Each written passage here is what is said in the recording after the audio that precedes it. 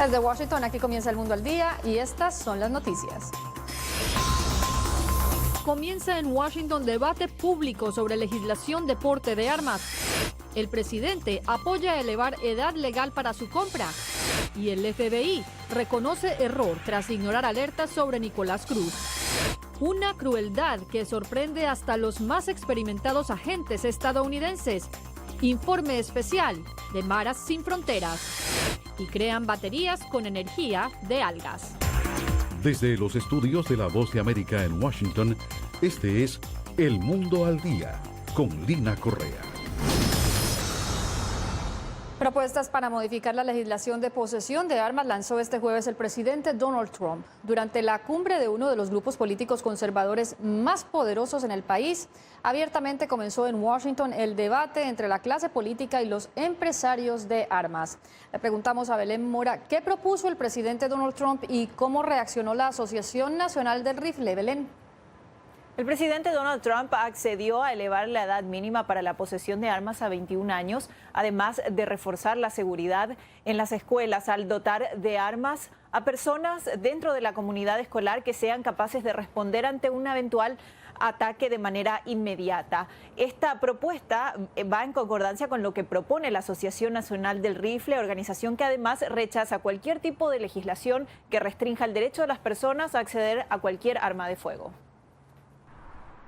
Elevar la edad mínima para comprar armas a 21 años es una de las propuestas que el presidente Donald Trump acercará a los legisladores. Esto en respuesta al debate por el control de armas iniciado tras el tiroteo en la escuela Marjory Stoneman Douglas en Florida.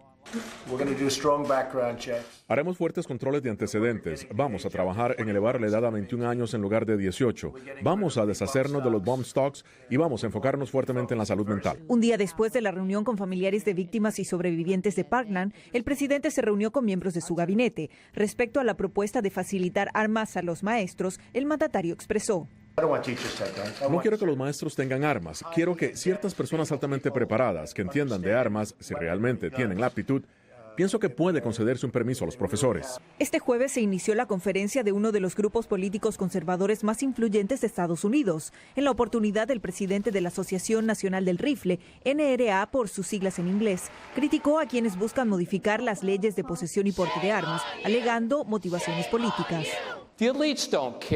A las élites no les importa un comino el sistema educativo estadounidense o los estudiantes. Si realmente les interesara, los protegerían. Pero para ellos no es un tema de seguridad, es un tema político.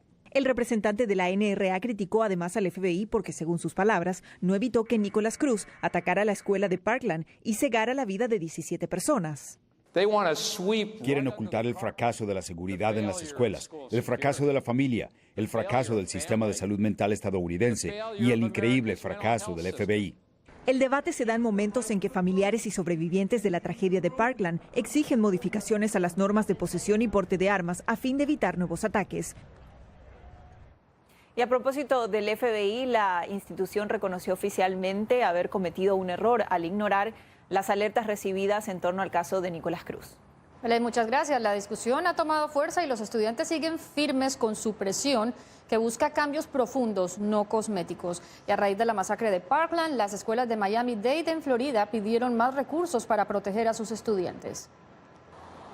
El asesinato de 17 personas dentro de una escuela secundaria en Parkland el pasado 14 de febrero ha provocado una revisión de estándares de seguridad dentro de los colegios. En Miami-Dade se ha firmado una solicitud de recursos adicionales para reforzar la seguridad de unos 350,000 estudiantes aproximadamente. Reciben menos de $10 millones para asegurar las escuelas y tienen casi 400 escuelas en el condado. Están pidiendo 30 millones para el sistema escolar, que, o sea, 3 veces más de lo que están recibiendo del Estado. Michael Hernández, vocero de la oficina del alcalde del condado de Miami-Dade, aclaró que estos recursos son solicitados a la gobernación de Florida. El sistema escolar no está pidiendo esos 30 millones para armar a las maestras. Él está en contra de eso, el alcalde Jiménez está en contra de eso. Pensamos que podemos reforzar seguridad en las escuelas y alrededor de las escuelas y también contratar más policías. Sobre las especificaciones de seguridad para los alumnos en Miami-Dade, La Voz de América conversó con José Montes, quien es coordinador de acceso comunitario de las escuelas del condado. Garantizar que estas escuelas pueden cerrarse o puedan cerrarse al tocar un solo botón, para que haya más comunicación entre la policía, para que haya más psicólogos, psiquiatras, este personal que se orienta a salud mental. José Pernalete, Voz de América, Miami. En medio de las tensiones, las autoridades de Los Ángeles frustraron un potencial ataque por parte de un estudiante de 17 años, quien habría amenazado con abrir fuego contra una escuela. El sheriff del condado de Los Ángeles, Jim McDonald, explicó durante una rueda de prensa que Marino Chávez, un oficial de seguridad de una escuela en el este de la ciudad, acudió a las oficinas del alguacil tras haber escuchado a un joven, cuya identidad no ha sido publicada, comentar que iba a tirotear la escuela en las próximas 3 semanas.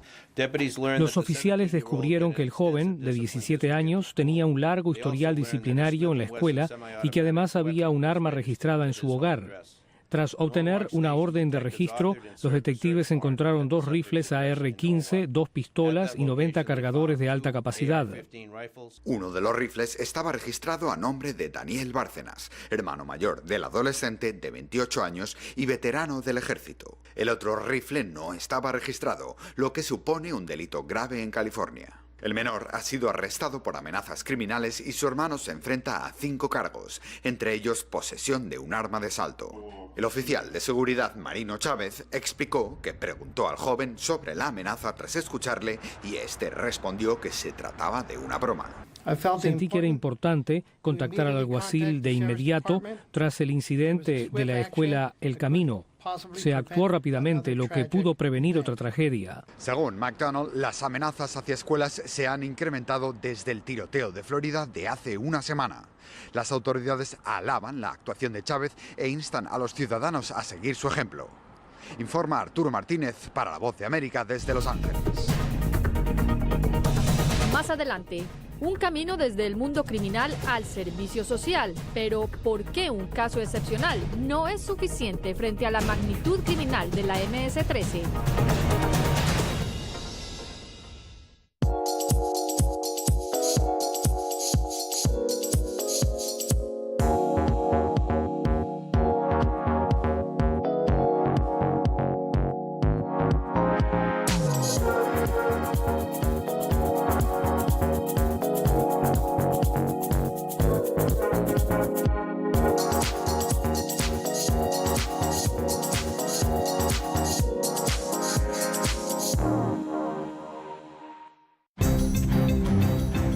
Somos la Voz de América.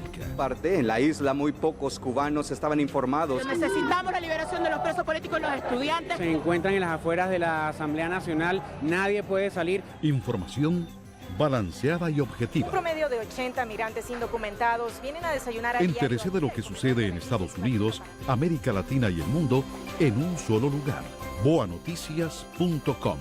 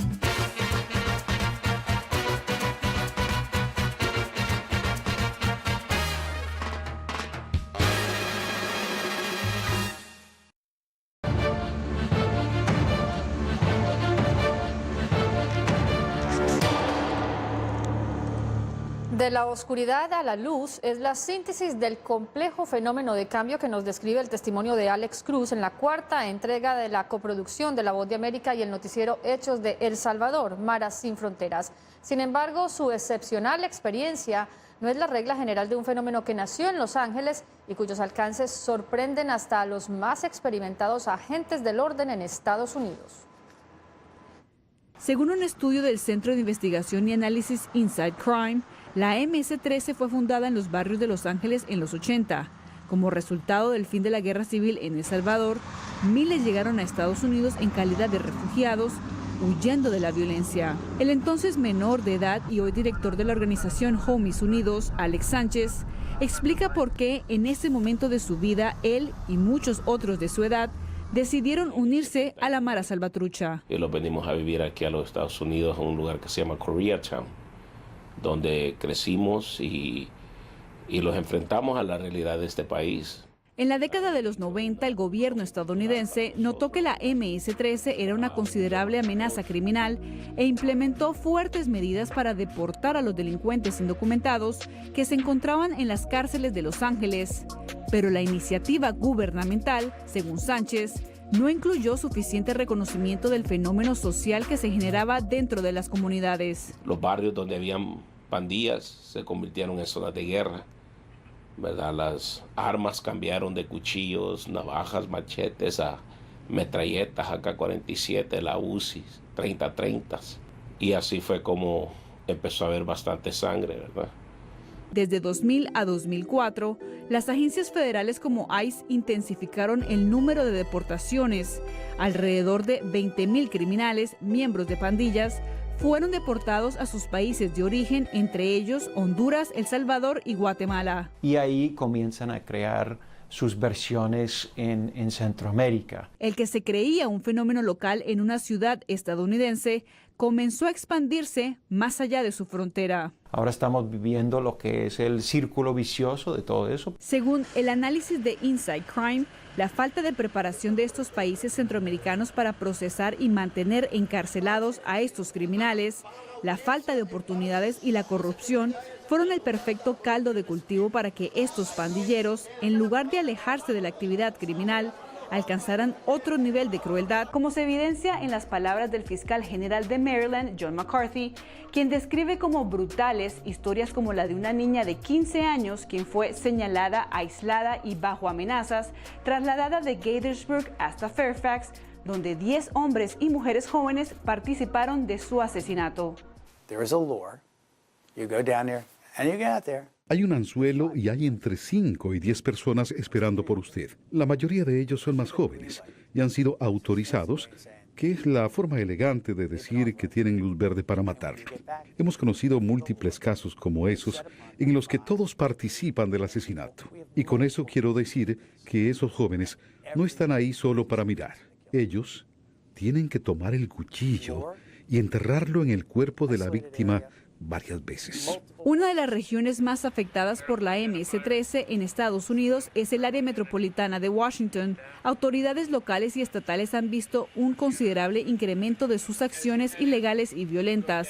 Según la policía del condado de Montgomery en Maryland, los distritos 3, 4 y 5 son considerados áreas de alta intensidad criminal, adjudicada a la MS-13. Hemos visto 18 homicidios relacionados con pandillas en los últimos 2 años, de los cuales 10 han involucrado a MS-13. Según el fiscal general del estado de Maryland, el incremento de actividades criminales de la MS-13 en Estados Unidos obedece a la presión que está ejerciendo sobre ellos el gobierno salvadoreño. El ministro del Interior y Justicia de El Salvador tiene otra explicación. Hay que recordar que en nuestro país, pues el fenómeno, el crecimiento y la mutación de las estructuras de maras o pandillas ha estado muy determinado por el cambio en las políticas migratorias por parte del gobierno de Estados Unidos. Poner más énfasis en la política criminal o en la inversión social es un debate que a diario enfrentan los funcionarios públicos de las dos naciones. Parte de la solución a eso es aumentar la seguridad fronteriza para garantizar que sea más difícil ingresar y reingresar. Entonces la única forma de curar la enfermedad es irnos a la causa y no a la consecuencia. ¿Cuál es la causa? La exclusión social. Y aunque desde ningún punto de vista esta es la justificación, ambos gobiernos coinciden en que los casos excepcionales, como el de Alex Sánchez, tienen que llegar a ser la mayoría. Quiere uno crear a sus hijos, ya no quiere uno ir preso, ¿verdad? Y entonces ahí es cuando necesitan haber maneras que se pueda ayudar a alguien.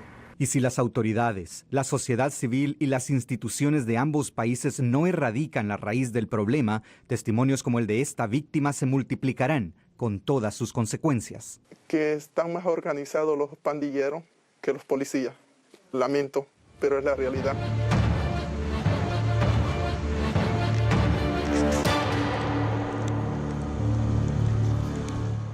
En nuestro próximo informe, la tensión entre las autoridades para encontrar la forma de frenar un fenómeno que se multiplicó tras políticas fallidas. Después de la pausa, ¿por qué Estados Unidos está en la mira de Amnistía Internacional? Y las cuestionadas intenciones de Nicolás Maduro en las urnas.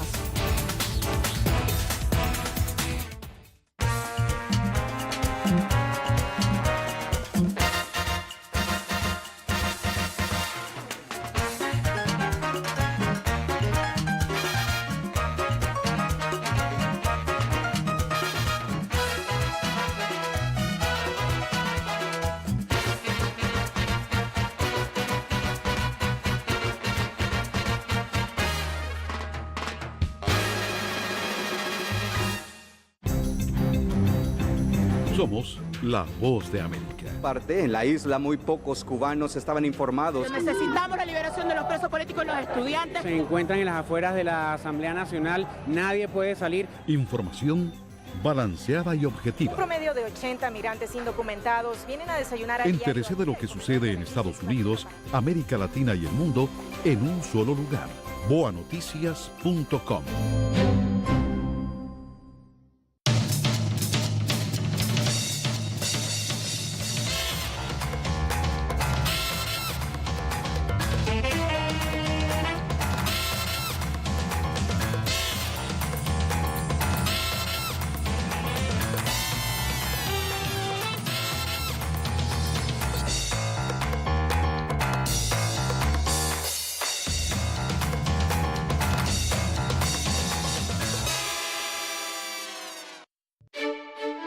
Somos la voz de América. La población hispana está dividida en cuanto a la regularización de la marihuana se refiere. Que de cada 5 personas, una es latina o tiene raíces hispanas. Ser parte de la historia de cómo se hace esta sucesión de poder en Estados Unidos. Información balanceada y objetiva. Que los derechos de esta comunidad serán reivindicados. Entérese de lo que sucede en Estados Unidos, América Latina y el mundo en un solo lugar.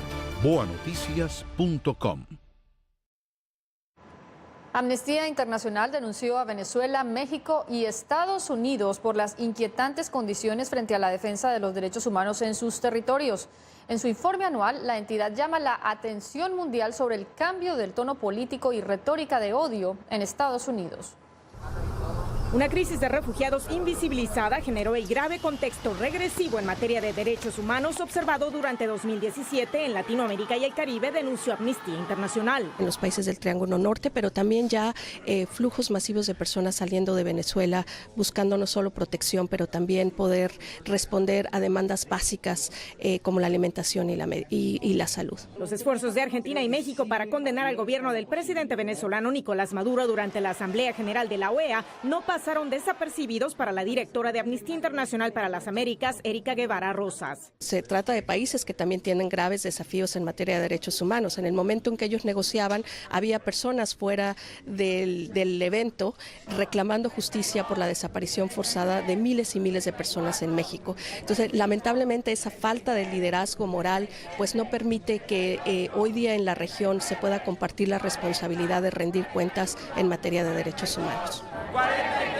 La alta funcionaria de Amnistía Internacional Estados Unidos, Marcela González, enumeró otros problemas que enfrenta el hemisferio. La impunidad es un gran problema, la cuestión de discriminación, observancia de los derechos de protesta, cuestiones de asesinatos por la policía, que sea en Brasil, Jamaica, Estados Unidos. En cuanto a Estados Unidos, el más reciente informe de Amnistía Internacional denuncia lo que considera una retórica y política oficial discriminatoria y divisiva. Intentando criminalizar los migrantes es es las personas que huyen y buscan protección en Estados Unidos. Pero la valentía demostrada en diversas protestas en el hemisferio para exigir el respeto a los derechos básicos de la población debe ser celebrada, dicen los activistas. Como en el caso de Chile, que se logra históricamente una resolución de la Corte Suprema que garantiza el acceso al derecho a la salud reproductiva a través de la despenalización del aborto en ciertas circunstancias. Verónica Valderas Iglesias, Voz de América, Washington. La que se presentó como una intención ya fue confirmada por el presidente Nicolás Maduro. El mandatario quiere realizar el mismo día las cuestionadas elecciones presidenciales y las del Parlamento. Tras la negativa oficial de la opositora Mesa de la Unidad Democrática a participar en las elecciones presidenciales pautadas para el próximo 22 de abril, el jefe de Estado propuso una megaelección en la que se adelantaría la votación del Poder Legislativo, actualmente de mayoría opositora. Y si así lo decidiera la Constituyente y el Poder Electoral, el mismo 22 de abril se elegiría la Asamblea Nacional, los 23 consejos legislativos y los 335 consejos municipales. ¿Estamos listos? Desde el punto de vista jurídico, la exmagistrada del Tribunal Supremo de Justicia, Blanca Rosa Mármol de León, denunció que llevar a cabo ese proceso es inadmisible. Esta es la culminación del golpe de Estado absoluto y de la imposición definitiva del régimen cubano. Vamos a decirlo claramente y por su nombre. Jóvenes estudiantes consultados por La Voz de América manifestaron opiniones divididas respecto a su posible participación en los venideros comicios electorales. No podemos asistir ni concurrir porque simple y sencillamente concurriendo a estas elecciones lo que estamos es validando a la dictadura de Nicolás Maduro en el poder. Tengo 17 años, pero si pudiera sí. Pienso que en cualquier circunstancia va a ser mejor votar que no votar. El mandatario sudamericano tiene una posición clara sobre la participación comicial opositora. Pese a que factores de la oposición pretenden obstruir los comicios, en Venezuela habrán elecciones con Mesa de la Unidad Democrática o sin ella. Álvaro Algarra, Voz de América, Caracas. En boanoticias.com conozca contenido adicional de nuestra serie Maras sin Fronteras en nuestro cubrimiento multimedia.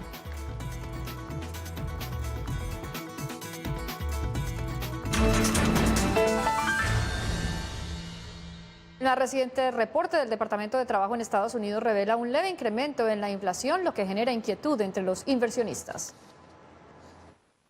El costo de la vida en los Estados Unidos, según Héctor Dudón, es cada vez más alto, explicó a La Voz de América este hondureño, quien reside en el estado de Nueva York.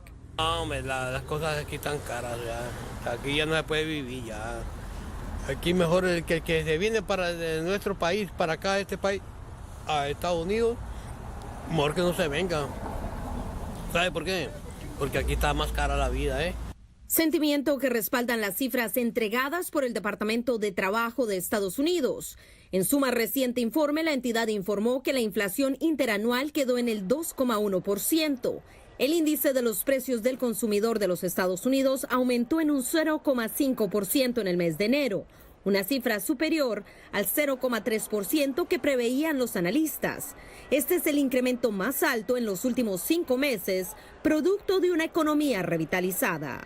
Es un poco irónico debido a que la recuperación en los mercados está provocando sacudidas porque los inversionistas se están dando cuenta de que la Reserva Federal debe recortar el estímulo. El más reciente reporte del Departamento de Comercio destacó que las ventas minoristas bajaron en un 0,3% en enero, el mayor descenso desde febrero de 2017. Celia Mendoza, Voz de América, Nueva York. En breve, baterías amigables con el medio ambiente y la meta de explorar el fondo del mundo.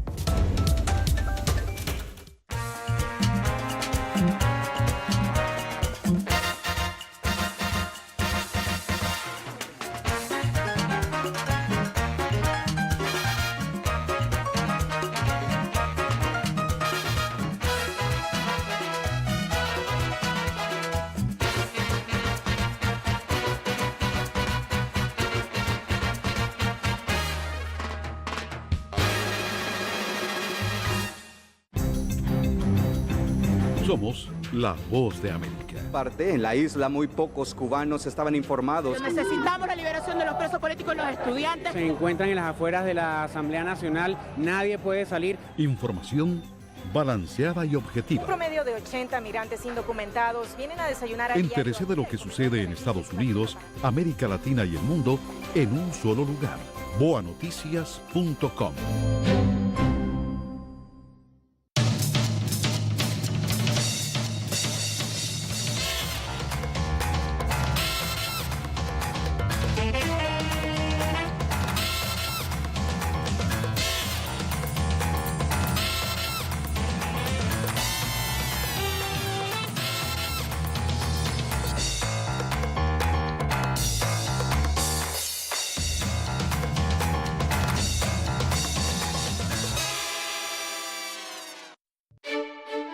Somos la voz de América. La población hispana está dividida en cuanto a la regularización de la marihuana se refiere. Que de cada 5 personas, una es latina o tiene raíces hispanas. Ser parte de la historia de cómo se hace esta sucesión de poder en Estados Unidos. Información balanceada y objetiva. Que los derechos de esta comunidad serán reivindicados. Entérese de lo que sucede en Estados Unidos, América Latina y el mundo en un solo lugar. boanoticias.com.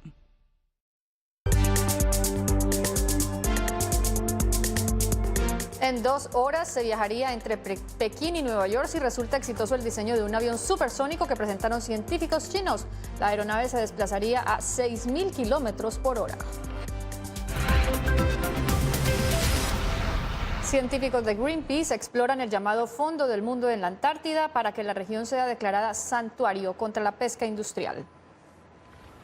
En el fondo del mundo se encuentra la Antártida, un continente helado con glaciares desmoronados que casi todos los científicos del mundo dicen que son evidencia del cambio climático. La península antártica también alberga animales cada vez más amenazados por la sobrepesca, según Will McCollum de Greenpeace. A lo largo de la historia hemos visto que nuevos lugares se abren a los humanos, entramos y los explotamos, y lo hemos visto una y otra vez con la industria pesquera, y la Antártida no es diferente. Greenpeace, el grupo ambientalista sin fines de lucro, desplegó un equipo de científicos a bordo de un buque de investigación en la Antártida. El Arctic Sunrise se encuentra en una misión de 3 meses para documentar las amenazas al ecosistema del Océano Austral. Por el momento estamos viendo que las empresas pesqueras quieren expandir lo que están haciendo y están pescando este diminuto crustáceo parecido al camarón llamado krill. Y el krill básicamente apuntala toda la cadena alimenticia en esta área. A través de su misión antártica, Greenpeace busca aumentar el apoyo internacional para proteger grandes áreas del Polo Sur. El grupo dice que la pesca industrial de krill amenaza todo lo que vive allí. Con 1.800.000 kilómetros cuadrados, el santuario propuesto sería el área protegida más grande del mundo. Miguel Ángel Rivera, Voz de América.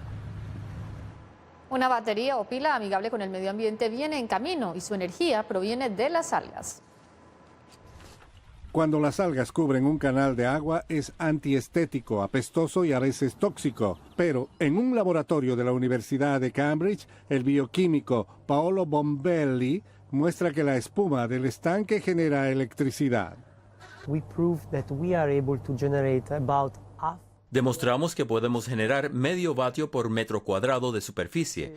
Por lo tanto, si este matraz cubre aproximadamente 10 centímetros cuadrados, es 1000 menos de 1 metro cuadrado. Significa que desde esta área probablemente podamos generar aproximadamente medio milivatio. Eso no es mucha potencia, solo una décima parte de lo que se obtiene de las células solares de combustibles convencionales. Pero los investigadores dicen que estas células biofotovoltaicas, o BPV, tienen ventajas. Además de ser verdaderamente verde, la carga eléctrica generada por la BPV puede almacenarse en microcanales líquidos, en lugar de tener que ser utilizada inmediatamente, lo que significa que la carga podría generarse durante el día y luego usarse durante la noche. Si bien es poco probable que las celdas de combustible impulsadas por algas generen suficiente electricidad como para alimentar un sistema de red, pueden ser útiles en áreas como África rural, donde hay mucha luz solar, pero no cuenta con un sistema de red eléctrica. Henry Llanos, Voz de América. Con arte nos despedimos una vez más del Mundo al Día. La apertura de la Feria Internacional de Arte Contemporáneo de Madrid abrió en medio de una gran controversia. Un día antes de la inauguración, 24 fotografías en blanco y negro de una compilación denominada Presos Políticos en la España Contemporánea fue retirada. Según los organizadores de Arco, como se denomina la exhibición, esta colección amenazaba con opacar las obras de los demás participantes. La feria es considerada en el mundo del arte como la entrada a Europa de artistas latinoamericanos. Les informó Lina Correa.